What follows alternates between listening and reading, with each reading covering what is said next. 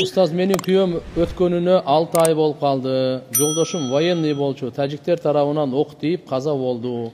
2 уулум бар. 21 жашта жесир болуп калдым. Эмне кылсам күйөөмдү ыраазы кыла албай калдымбы деп көп ойлоном. 2 жыл 8 ай жашадык, бирок жакшы жамандык дейт. Эми эмне кылат элеңиз? Кудай кааласа сабыр кылыңыз. Имандуулар бардыгы бейиште жолгон. Бирок эми тагдыр экен.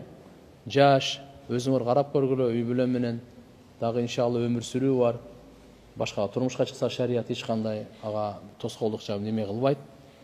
Эми Алла Таалам өз рахматын алып жайын жаннаттан берсин. Жакшы иштердин соогун багыштай бергиле. Менин күйөөм намазга бекем, жакшы. Жактары көп, бирок кыздар менен аялдар менен көп сүйлөшөт. Досторунан подружкалары көп. Неге мындай кыласыз десем, мен алар менен дин тууралуу сүйлөшөм дейт. Ушул кылганы туурабы, эмне кылсам дейт. Туура эмес бул. Кандай дин тууралуу сүйлөшөт? Аялдар менен сүйлөшө турган сабактары бар, угуп атат, көрүп атат, билип атышат. А бул таптакыр туура эмес. Бул тооба кылсын, мынандай нерселер жакшылыкка алып барбайт. Жакшылык менен бүтпөйт. Кудайым ушундай ооруга чалдыктырып коет, тооба кылдым. Бул чоң кесепет өзү. Ушундай ошон үчүн тооба кылып, тезирээк жаман иштеринен кайтсын. Устаз, тагдыр жөнүндө айтып бериңизчи, төрөлөй электе жазылат дейт го. Бирөөлөр айтат тагдырды өзүң курасың деп. Тагдыр бул Алла Тааланын сыры туугандар.